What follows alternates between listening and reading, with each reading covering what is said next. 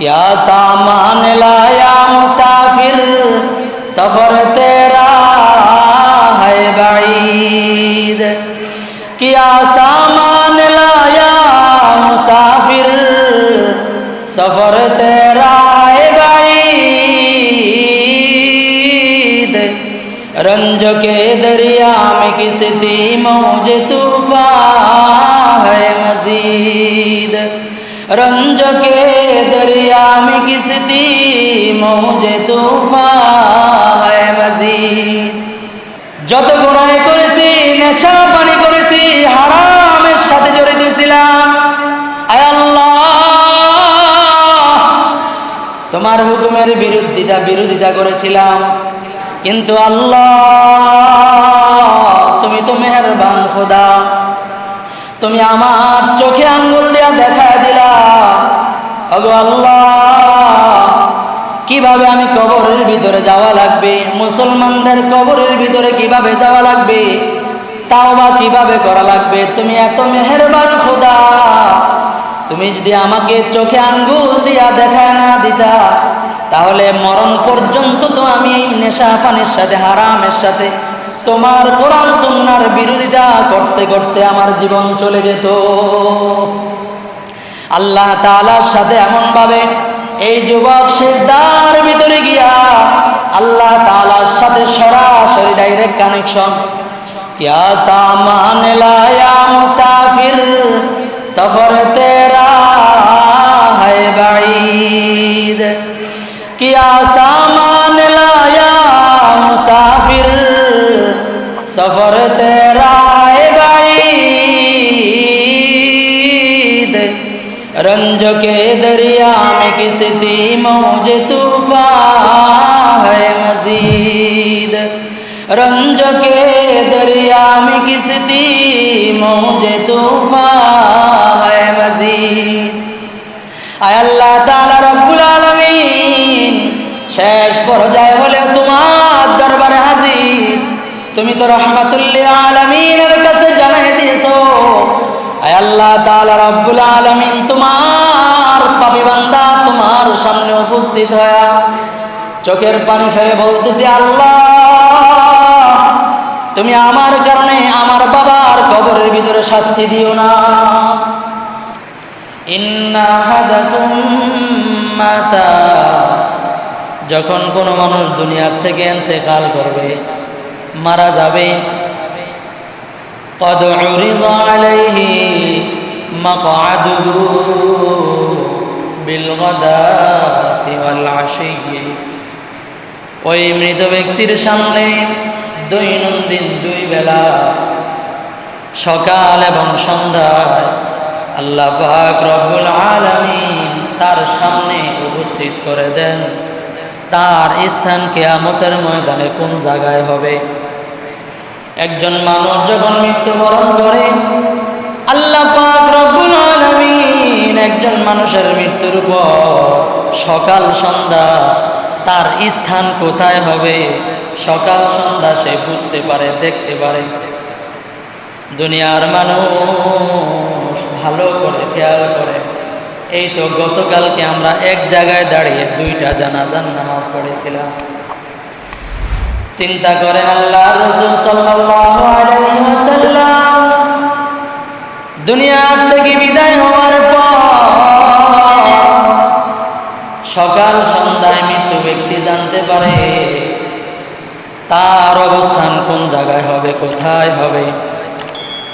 আল্লাহ রাসূল বলেন, ফামান কানা মিন আহলিল জান্নাহ, সে যদি জান্নাতি হয়, ফামিন আহলিল জান্নাহ, তাহলে ওই ব্যক্তি বুঝতে পারে তার সামনে জাহান্নাম, জান্নাতের ঠিকানা, জান্নাতের অবস্থানগুলো তার সামনে পেশ করা হয়। ফামান কানা মিন আহলিন নারি ফামিন আহলিন নার, আর ওই ব্যক্তি যদি জাহান্নামী হয়ে যায়, ওই ব্যক্তির সামনে জাহান্নামের অবস্থানটা, জাহান্নামের ঠিকানা, জাহান্নামের পরিচয়টা তার সামনে পেশ করা হয়।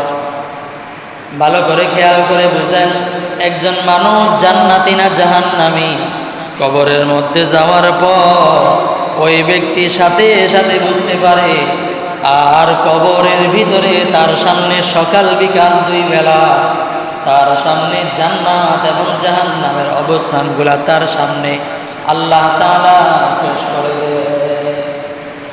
মৃত ব্যক্তি যদি জান্নাতে হয়, জান্নাতের ঠিকানা, জান্নাতের অবস্থান, জান্নাতের নাজ ও নিয়ামতগুলা তার সামনে পেশ করা হয়।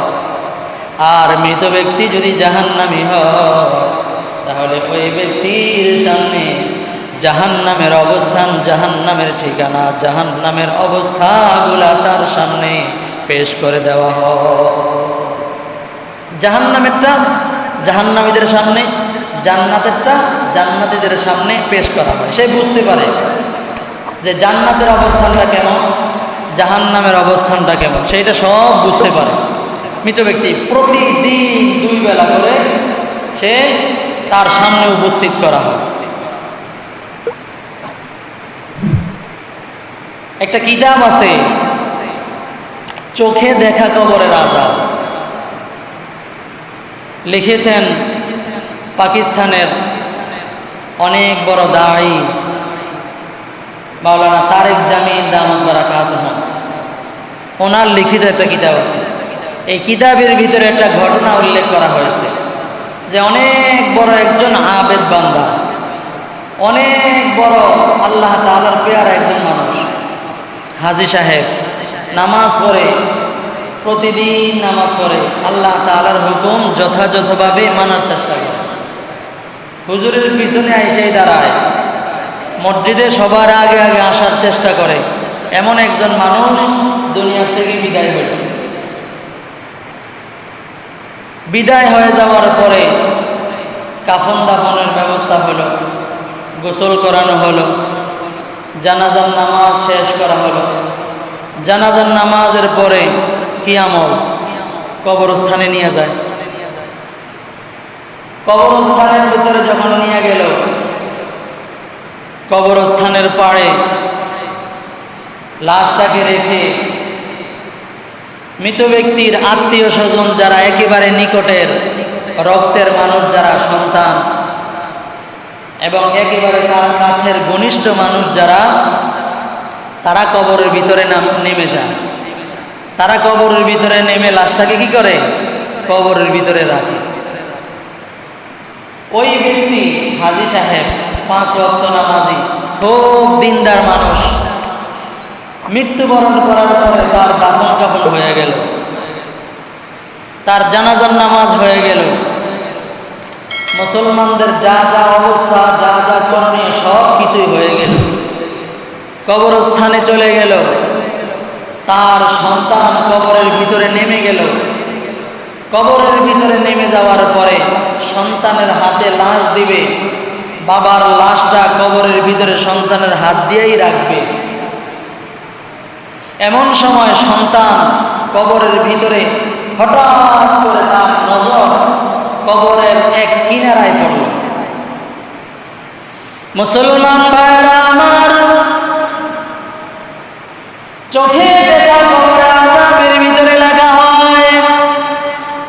সন্তান বাবার লাশটাকে যখন হাতের ভিতরে নিয়ে কবরের ভিতরে রাখবে, এমন সময় সন্তানের নজরের মধ্যে পড়ে গেল এই কবরের ভিতরে এক কিনারা দিয়া 2টা গর্ত দেখা যায়। কবরের ভিতরে 2টা গর্ত দেখা যায়। কবরের পরে সমস্ত মুসলমান, সমস্ত আত্মীয় স্বজন, পাড়া প্রতিবেশী দাঁড়াইয়া দাঁড়াইয়া কবরের ভিতরে মাটি দেওয়ার জন্য সবাই অপেক্ষায় অপেক্ষমান। সন্তান সবাইকে উদ্দেশ্য করে বলতেছে, ও আমার আত্মীয় স্বজনেরা, একটু দাঁড়াও, একটু অপেক্ষা করো, আমি কবরের ভিতরে এমন 2টা গর্ত দেখতে পাচ্ছি। এই 2টা গর্ত কিসের আমি একটু দেখে নেই, একটু পর্যবেক্ষণ করে নেই। সবাই হঠাৎ করে সন্তান কবরের কিনারায় 2টা গর্তের ভিতরে ভালো করে নজর করে দেখে। ওই কবরের ভিতরে 2টা গর্ত, এই 2 গর্তের ভিতরে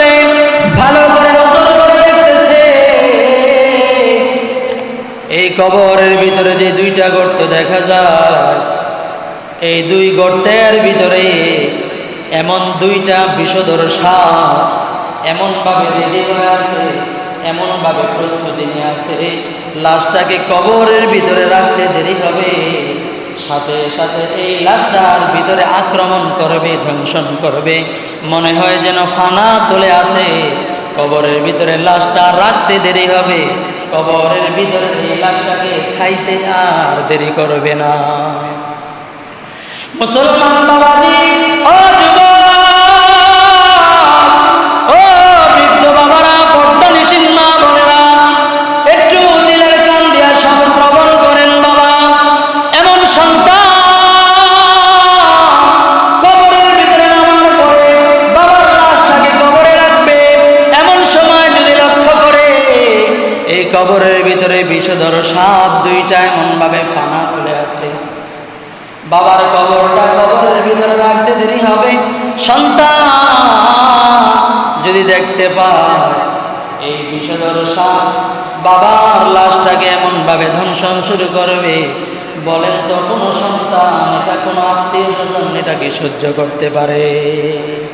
কি বলেন, সহ্য করতে পারবে? আপনি যদি কোনো মুসলমানও তো সহ্য করতে পারে না যে কবরের ভিতরে আমি সাপ দেখতেছি, এই সাপ ফানা তোলে আছে আর আমি লাশটাকে কবরের ভিতরে রাখবো। এটা কোনো আত্মীয় স্বজন, কোনো সন্তান তো দূরের কথা, কোনো পাড়া প্রতিবেশী, কোনো মুসলমান তো এটা সহ্য করতে পারে না। কি বলেন, ঠিক না বেঠিক?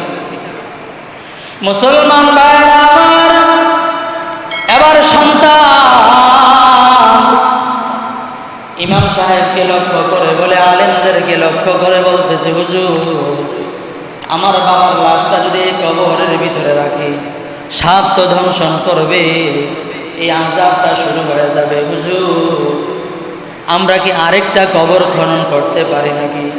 আপনি কি অনুমতি দেন? ইসলামে কি অনুমতি আছে নাকি? এবার হুজুর বলতেছেন, যাও যাও, এমন পরিস্থিতি যদি দেখা যায় কবরের ভিতরে সাপ উপস্থিত হয়ে গেছে, বিষধর সাপ দংশন শুরু করবে, এমন পর্যায়ে আমি তো অনুমতি দিতে পারি না। কোনো মুসলমান তো দূরের কথা, কোনো সন্তান, কোনো মানুষ তো এটা সহ্য করতে পারে না। যাও যাও, তোমরা অন্য জায়গায় আরেকটা কবর খনন করতে পারো, কোনো অসুবিধা নাই। দেখো না ওই জায়গার ভিতরে কবর দিয়া কোনো সমস্যা দূর করা যায় কিনা, যা অন্য জায়গায় তোমরা কবরের ব্যবস্থা করতে পারো। ওলামায়ে কেরাম এমনভাবে অনুমতি দেওয়ার পর সমস্ত মুসলমান মিলে আরেকটা জায়গায় একটু দূরে আরেকটা কবর খনন করলো।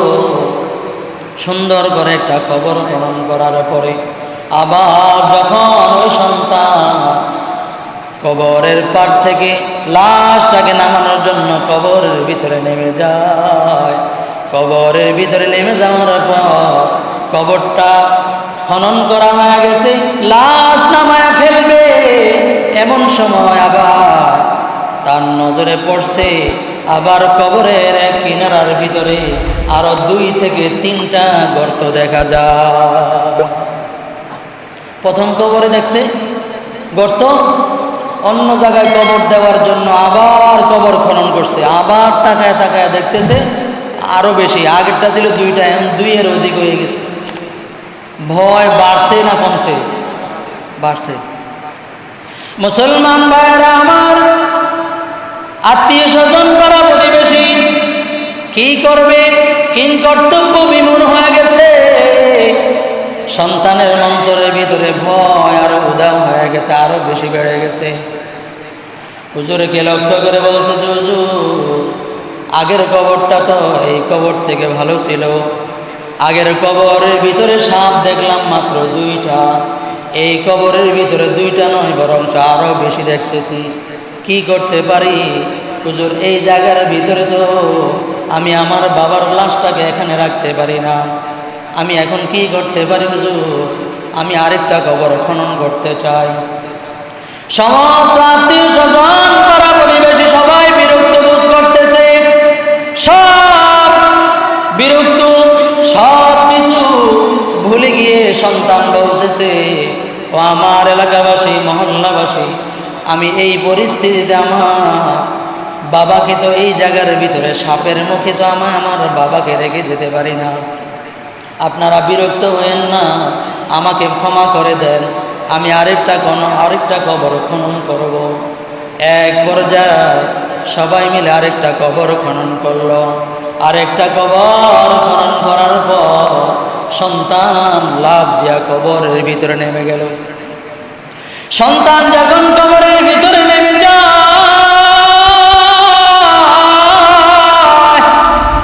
কবরের ভিতরে নামতে দেরি হয়ে গেছে, লাশ কবরের ভিতরে রেখে দিবে। সন্তান কবরের ভিতরে নামার পর সন্তানের পায়ের মধ্যে যেমন এমনভাবে গরম হয়ে গেছে, সন্তানের পাটার ভিতরে মনে হইতেছে যেন কে জানে কামড় দিতেছে। ধ্বংসনের একটা অবস্থান তার পায়ের ভিতরে লক্ষ্য করতেছে সন্তান। মুসলমান ভাইরা আমার, বলেন প্রথম কবরের ভিতরে দ্বিতীয় কবরের ভিতর থেকে তাকায়া তাকায়া দেখতেছে ভয়ঙ্কর অবস্থা। বলেন তো তৃতীয় কবরের ভিতরে ভয়ঙ্কর অবস্থা বাড়ছে না আরো কমছে? আরো বাড়ছে। আগে তো দেখছে খালি গর্ত দেখা যায়, সাপ দেখা যায়, এখন সে যখন নামছে মনে হইতেছে যেন তার পায়ের ভিতরে কামড় দিবে ভাব। তাইলে অবস্থা কেমন? ভয় আরো বেশি গেছে, আরো বেড়ে গেছে। মুসলমান বাবাজি, এবার সন্তান চিন্তায় কার কাছে কি বলবে, কোথায় যাবে, মানুষকে কিভাবে থামাবে, কিছুই তো বলতে পারে না। হঠাৎ কে জানি একটা আওয়াজ দিল, দূর থেকে একজন আলেম এসে আওয়াজ দিল, এই আল্লাহর বান্দা, এই হাজির সন্তান, তোমার বাবা হাজি ছিল, একজন নামাজি ছিল, একজন দিনদার ছিল, একজন মুত্তাকি ছিল। এই সন্তান, তোমার বাবার কবরের ভিতরে যে সাপের গর্ত দেখা যায়, সাপ দেখা যায়, এক এক করে 3টা কবর খনন করার পরেও আযাব দূর হচ্ছে না। তোমার বাবা একজন হাজী সাহেব, একজন ভালো মানুষ। এই সন্তান, তোমরা সবাই মিলে বুঝতেছো তুমি তোমার বাবার কারণে এমন কোন আযাব, এমন কোন গুনাহ করতো যেই গুনাহের কারণে তোমার বাবার কবরের ভিতরে এমন সাপ উপস্থিত হয়ে যায়। দূর থেকে যখন নাকি একজন আলেম বলতেছে, এটা তোমার বাবার কারণে নয়, এটা হচ্ছে কি কারণে, আমার কাছে আসো। সন্তানকে লক্ষ্য করে বলতেছে, এটা তোমার বাবার কারণে নয়, এটা তুমি একজন সন্তান, এই তুমি সন্তানের কারণে এমন আযাব আল্লাহ তাআলা পাঠায় দিছে। কার কারণে? নামাজের কারণে, হাজী সাহেবের কারণে, লাশের কারণে? কার কারণে? যে সন্তান কবরে নামছে ওই সন্তানের কারণে। এই কথা যখন আলেম বলতেছে, এখন তো সমস্ত মানুষ খেপে গেছে। তুই কি আমল করস, তুই কি কাজ করস, যেই কাজের কারণে তোর বাবার কবরের অবস্থা এমন হয়ে গেল? তাড়াতাড়ি যাও ওই আলেমের কাছে জিজ্ঞাসা করো যে তুমি কি গুনাহ করেছো, যেই গুনাহের কারণে তোমার বাবার কবরের ভিতরে 3টা কবর খনন করার পরেও তোমার বাবার কবরের ভিতরে সাপ উঠে আসে, সাপ হাজির হয়ে যায়। আমরা আর কতক্ষণ দাঁড়িয়ে থাকবো? তাড়াতাড়ি যাও আলেমের কাছে। এবার সন্তান কবরের ভিতর থেকে লাফ দিয়ে উঠে ওই আলেমের শরণাপন্ন হয়ে যায়। ওই আলেমটা ছিল দেওবন্দি একজন আলেম, তার নাম ছিল হাজী এমদাদুল্লাহ মুহাজির মক্কি রাহমাতুল্লাহ আলাইহি। আল্লাহু আকবার। মুসলমান ভাইরা আমার, হাজী এমদাদুল্লাহ মুহাজির মক্কি রাহমাতুল্লাহ আলাইহি অনেক বড় একজন আল্লাহর ওলি। আল্লাহর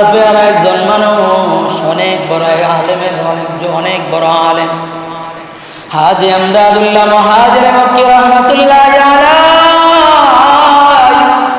ওই সন্তান যখন তার নিকট চলে গেল, বলতেছে হুজুর আমার বাবার কারণে নয়, আমার কারণে, আমার কোন আমল এমন যে আমলের কারণে আমার বাবার কবরের ভিতরে সাপ উপস্থিত হয়, আমার ওই আমলটাকে আপনি একটু বলে দেন।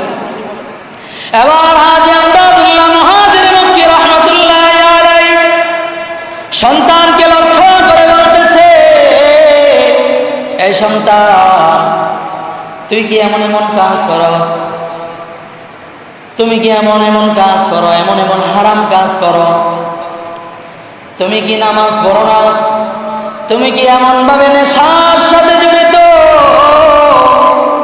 তুমি কি হারাম খাবারের সাথে জড়িত নাকি, তুমি কি ভালো মানুষের সাথে তুমি চলাফেরা তোমার নাই, বখাটে মানুষের সাথে তোমার চলাফেরা, যত খারাপ আছে, যত বেঈমানি আছে, যত কোরআন সুন্নাহ বিরোধী কাজ আছে, এমন কাজ তোমার দ্বারা হয়?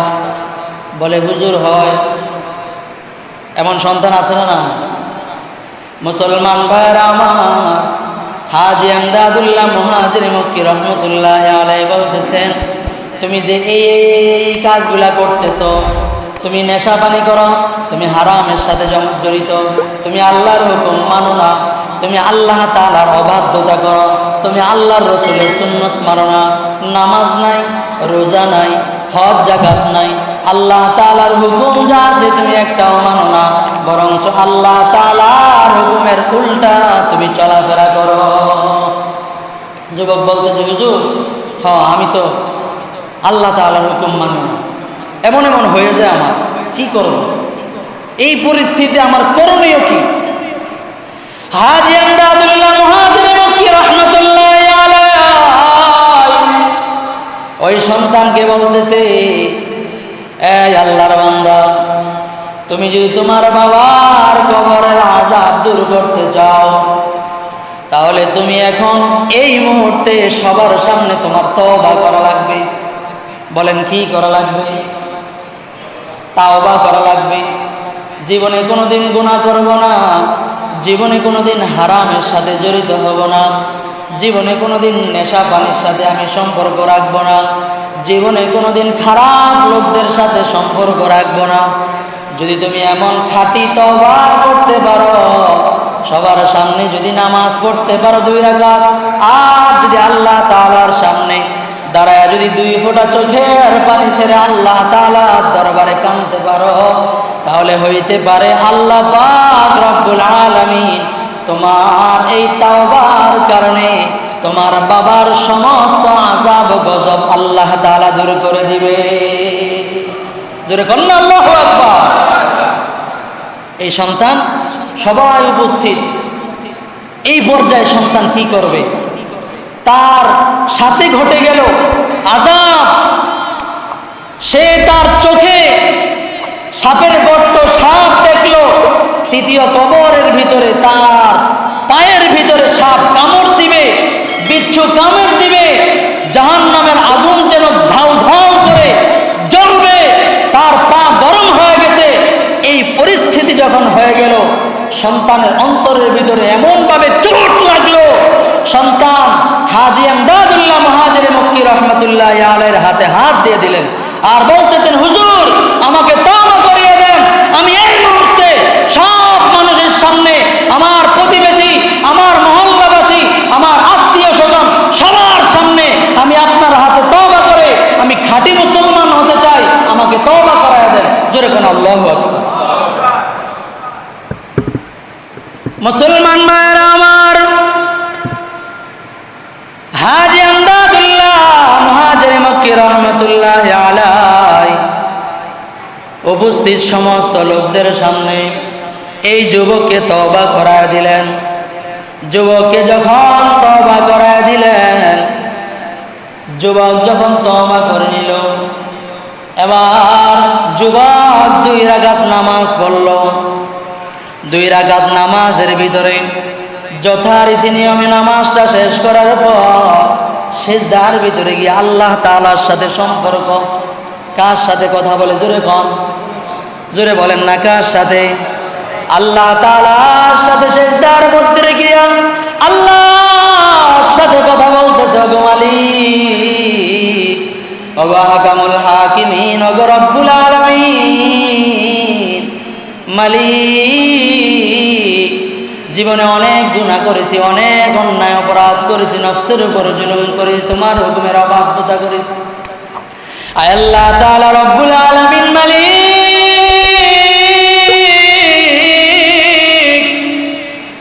যত গুনাহ করেছি, নেশা পানি করেছি, হারামের সাথে জড়িত ছিলাম, আয় আল্লাহ তোমার হুকুমের বিরোধিতা করেছিলাম, কিন্তু আল্লাহ তুমি তো মেহেরবান খোদা, তুমি আমার চোখে আঙ্গুল দিয়া দেখা দিলা, ওগো আল্লাহ কিভাবে আমি কবরের ভিতরে যাওয়া লাগবে, মুসলমানদের কবরের ভিতরে কিভাবে যাওয়া লাগবে, তাওবা কিভাবে করা লাগবে, তুমি এত মেহেরবান খোদা, তুমি যদি আমাকে চোখে আঙ্গুল দিয়া দেখা না দিতা, তাহলে মরণ পর্যন্ত তো আমি এই নেশা পানির সাথে, হারামের সাথে, তোমার কোরআন সুন্নাহর বিরোধিতা করতে করতে আমার জীবন চলে যেত। আল্লাহ তাআলার সাথে এমন ভাবে এই যুবক সিজদার ভিতরে গিয়া আল্লাহ তাআলার সাথে সরাসরি ডাইরেক্ট কানেকশন। ইয়া সামান লায়া মুসাফির সফর তেরা है बाईद, किया सामान लाया मुसाफिर सफर तेरा है बाईद, रंज के दरिया में किसती मौज तूफान है मजीद, रंज के दरिया में किसती मौज तूफान है मजीद। আয় আল্লাহ তাআলা রব্বুল আলামিন, শেষ পর্যায়ে হলেও তোমার দরবারে হাজির, তুমি তো রাহমাতুল লিল আলামিনের কাছে জানাই দিয়েছো। আয় আল্লাহ তাআলা রব্বুল আলামিন, তোমার পাপী বান্দা তোমার সামনে উপস্থিত হয়ে চোখের পানি ফেলে বলতেছি, আল্লাহ তুমি আমার কারণে আমার বাবার কবরের ভিতরে শাস্তি দিও না। আর বলতেছে, আয় আল্লাহ তাআলা রব্বুল আলামিন, তুমি যদি আমাকে মাফ করে দাও, আমার তাওবা যদি তুমি কবুল করো, তাহলে তুমি এমন ভাবে আমাকে একটা দৃষ্টান্ত স্থাপন করে দিবা, আমি এমন ভাবে তোমার কাছে তাওবা করতেছি, আর জীবনে কোনোদিন গুনাহের সাথে জড়িত হব না। নিয়ত করা যায় না ইনশাআল্লাহ? বলেন না ইনশাআল্লাহ? এবার সন্তান আল্লাহ তাআলাকে বলতেছে, আল্লাহ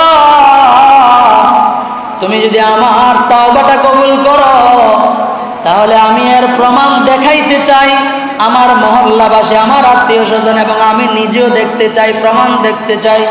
তুমি যদি আমার তাওবা কবুল করো, আয় আল্লাহ আমার বাবার কবরের ভিতরে যেই সমস্ত আযাব ও গজব দেখলাম, আয় আল্লাহ তুমি আমার তাওবা কবুল করে আমার বাবার কবরটা সুন্দর করে দাও।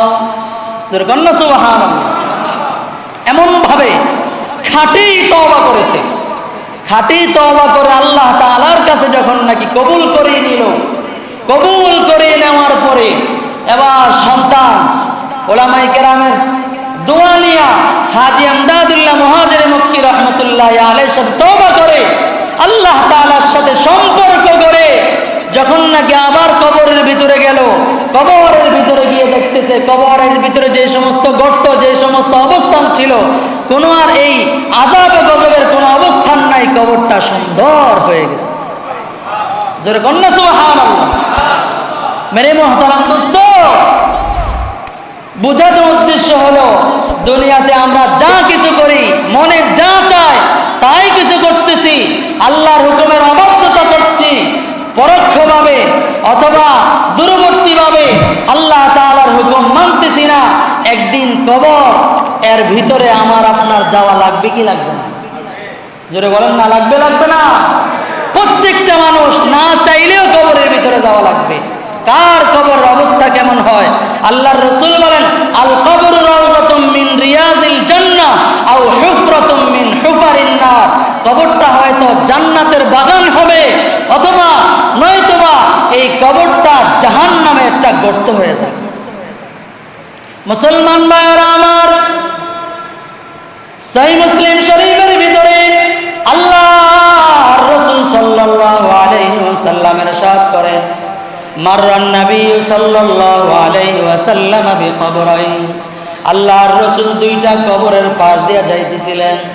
দুই কবরের পাশ দিয়ে যখন আল্লাহর রাসূল যায়, আল্লাহর রাসূল বলতেছেন, সাহাবায়ে কেরাম আল্লাহর রাসূলের সাথে আছেন, সাহাবায়ে কেরামদেরকে আল্লাহর রাসূল বলতেছেন, হুমা ইউআযাবানি, আল্লাহর রাসূল বলতেছেন, সাহাবীরা শোনো, এই কবর যে দুইটা দেখা যায়, এই দুইটা কবরের ভিতরে যে সমস্ত মৃত ব্যক্তি আছে, তাদের কবরের ভিতরে তাদের শাস্তি হইতেছে। কি হইতেছে জোরে বলেন? কবরের ভিতরে শাস্তি হইতেছে। আল্লাহর রাসূলকে আল্লাহ তাআলা জানায় দিলেন। আল্লাহর রাসূল সাল্লাল্লাহু আলাইহি ওয়াসাল্লাম বলতেছেন, এই যে কবরের ভিতরে শাস্তি হয়, এই কবরের শাস্তিটা বড় কোনো গুনার কারণে নয়, একেবারে নিম্ন গুনার কারণে হয়। কিসের কারণে? ছোট ছোট গুনার কারণে, যেটাকে আমরা গুনাই মনে করি না। আল্লাহর রাসূল বলেন, ওয়া মা ইউআযিবানি ফি কাবীর, বড় গুনার কারণে নয়। কি গুনার কারণে? আল্লাহর রাসূল বলেন, আহাদুহুমা লা ইস্তানজিহু মিনাল বাউল, আহাদুহুমা ফাকানা লা ইস্তানজিহু মিনাল বাউল। আল্লাহর রাসূল বলেন, দুইজনের একজনের কবরের ভিতরে আযাব হইতেছে, এই কারণে ওই ব্যক্তিটা দুনিয়ার জমিনের ভিতরে সে প্রস্রাব থেকে, নাপাক থেকে সে নিজেকে পরিত্রাণ করত না। কিসের থেকে বলেন? প্রস্রাব করে সে পানি খরচ করতো না, ঢিলা নিত না, নিজেকে অপবিত্র রাখত। মানুষ করে না? করে না? প্রস্রাব করে পানি নেয় না, ঢিলা নেয় না মুসলমান। আল্লাহর রাসূল বলেন, দ্বিতীয় নাম্বার কবরের ভিতরে আযাব হচ্ছে, ওয়ামা ওয়াম্মাল আখারু ফাকানা ইয়ামশি বিন নামিমা। আল্লাহর রাসূল বলেন, অপর কবরের ভিতরে আযাব হইতেছে, ওই ব্যক্তি সারা জীবন ইয়ামশি বিন নামিমা, চুগলখড়ি করে বেড়াইতো। কি করত? চুগলখড়ি করে বেড়াইতো। আল্লাহর রাসূল সাল্লাল্লাহু আলাইহি ওয়াসাল্লাম সাহাবায়ে কেরামদেরকে বলে দিলেন, দুই কবরে দুই কারণে আযাব হয়। একটা আযাব হলো নিজেকে নাপাকের থেকে পবিত্র রাখে না, দ্বিতীয় নম্বর মানুষের গীবত শেখায়, চুগলখড়ি করে বেড়ায়। এই জিনিসটা, এই দুইটা আযাব আমরা জানলাম, এর থেকে নিজেকে বাঁচাবো তো ইনশাআল্লাহ। এবং প্রত্যেকটা মানুষ নিজেকে এবং নিজের আত্মীয় স্বজনকে, নিজের মা বাবাকে বাঁচানোর জন্য প্রত্যেকটা সন্তান সমস্ত হারাম থেকে, সমস্ত নেশা থেকে, হালাল বর্জন থেকে বিরত থেকে, হারাম থেকে বিরত থেকে হালালের মধ্যে নিজেকে কাজে লাগাবো তো ইনশাআল্লাহ। আপনি আপনার বাবার কারণে যদি, আপনার কারণে যদি বাবা মায়ের কবরের ভিতরে যদি আযাব হয়, আবার চিন্তা করেন তো নিজের আযাবের কারণে, নিজের আল্লাহর হুকুম অমান্য করার কারণে আপনার কবরের ভিতরে কেমন আযাব হইতে পারে।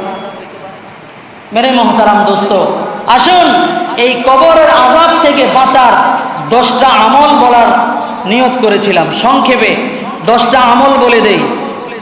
কবরের আযাব থেকে বাঁচার কয়টা আমল বলেন না? কয়টা?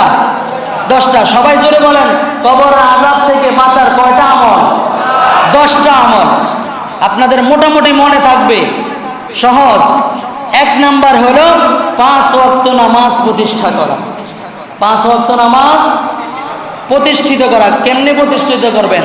মসজিদে এসে পুরুষেরা জামাতের সহিত নামাজ পড়বেন, আর মহিলারা আজানের সাথে সাথে ঘরের ভিতরে, যেই জায়গার ভিতরে পর্দা সবচেয়ে বেশি ভালো মানা যায়, ওই জায়গার ভিতরে মহিলারা নামাজ পড়বে। তাইলে কবরের আযাব থেকে বাঁচার 1 নাম্বার আমল হবে। দ্বিতীয় নম্বর, পবিত্রতার ব্যাপারে সতর্ক থাকা। কোনো সময় অপবিত্র থাকবো না, পারলে সব সময় ওযু অবস্থায় থাকার চেষ্টা করব। বলেন না ইনশাআল্লাহ? 2 নাম্বার। 3 নাম্বার, চুগলখড়ি থেকে সম্পূর্ণ বিরত থাকবো। কিসের থেকে? চুগলখড়ির থেকে। 4 নাম্বার গীবত এবং মিথ্যা থেকে নিজেকে বাঁচিয়ে রাখবো। কয় নাম্বার গেল? 4 নাম্বার। 5 নাম্বার যত ধরনের গুনাহ আছে সমস্ত গুনাহের থেকে নিজেকে বাঁচিয়ে রাখবো। কয় নাম্বার গেল? 5 নাম্বার। 6 নাম্বার প্রতিদিন কোরআনে কারিমের তেলাওয়াত করব। কি করব? কোরআনে কারিমের তেলাওয়াত করব, না পারলে শিখে নিব। 7 নাম্বার প্রতিদিন রাত্রে সূরা মুলুকের তেলাওয়াত করব। সূরা মুলুক তেলাওয়াত করলে কবরের ভিতরে এই সূরা মুলুকটা, ওই যে কালকে জানাজার সময় বলেছিলাম, একটা তাগড়া যুবকের আকৃতি ধারণ কবরে কবরে আপনার সাথী হবে। এই সূরা মুলুক কবরের ভিতরে একটা তাগড়া যুবকের আকৃতি ধারণ করে আল্লাহ তাআলার আযাবের ফেরেশতাদের সাথে এই সূরা মুলুক ঝগড়া আরম্ভ করবে। কি করবে? ঝগড়া আরম্ভ করবে। বলবে, এই বান্দা আমি সূরা মুলুক প্রতিদিন তেলাওয়াত করেছে, সুতরাং যদি তুমি কোরআন যদি সত্য হয়ে থাকে তাহলে আযাব দিতে পারবে না। কি বলেন? এই আমল করার দরকার আছে না নাই? তাহলে 7 নাম্বার হলো প্রতিদিন এশার নামাজের পরে সূরা মুলুকের তেলাওয়াত করবে। 8 নাম্বার নিয়মিত হাদিয়া, সদকা, দান, দক্ষিণা এগুলা করবে। 8 নাম্বার। 9 নাম্বার মানুষের হক আদায় করবে। আত্মীয় স্বজনের যে সমস্ত হক আপনার উপর আছে, ভাই বোন, আত্মীয় স্বজন, মা বাপ, এদের যেদের হক আছে এই হকগুলো আদায় করবে। এবং 9 নাম্বার যাদের উপর অনেকের উপর আছে জুলুম করে, কথা কোন আছে না নাই, এই জুলুম থেকে বিরত থাকবে। তাইলে 9 নম্বরে 2টা আমল, একটা হলো অন্যের হক আদায় করবে এবং অন্যকে জুলুম থেকে নিজেকে বাঁচিয়ে রাখবে, জুলুম করবে না। 10 নাম্বার প্রতিটি নামাজের শেষে আল্লাহ তাআলার কাছে ফরিয়াদ করবে যে আল্লাহ তুমি আমাকে কবরের আযাব থেকে পরিত্রাণ দাও। প্রত্যেকটা নামাজের পরে নিজে নিজে দোয়া করবে, আল্লাহ আমাকে কবরের আযাব থেকে কি দাও, মাফ করে দাও। আল্লাহ তাআলা আল্লাহর রাসূল দোয়া শিখাইছেন, আল্লাহুম্মা ইন্নী আউযু বিকা মিন আযাবিল কবর ওয়া আউযু বিকা মিন আযাবি জাহান্নাম ওয়া আউযু বিকা মিন ফিতনাতিল মাহইয়া ওয়াল মামাত ওয়া আউযু বিকা মিন ফিতনাতিদ দাজ্জাল। আল্লাহর রাসূল দোয়া শিখাইছেন। আমরা তো অনেকে নামাজ পড়তে সালাম ফিরাইতে দেরি আর ওইটা দৌড় দিতে আর দেরি করি না, মসজিদে আসলে আমাদের তাড়াহুড়া বেড়ে যায়। এগুলা করব না। এই 10টা আমল আমরা মানার চেষ্টা করব তো ইনশাআল্লাহ। যদি আমরা করি, আশা করা যায় যে আল্লাহ পাক রব্বুল আলামিন আমাদেরকে কবরের আযাব থেকে রক্ষা করবেন।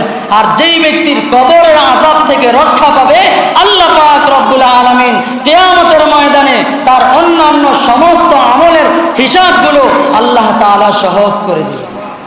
এই জন্য আমল করার দরকার আছে না নাই? মেরে মহতারাম দোস্ত, আসুন আমরা সবাই নিজেকে পরিত্রাণ করে আল্লাহ তাআলার হুকুমগুলো মানার ভিতরে আমাদেরকে লাগিয়ে দিই। লাগাবো তো ইনশাআল্লাহ। আল্লাহ পাক রব্বুল আলামিন আমাদের সকলকে বুঝবার এবং আমল করার তৌফিক দান করেন, বলেন আমিন।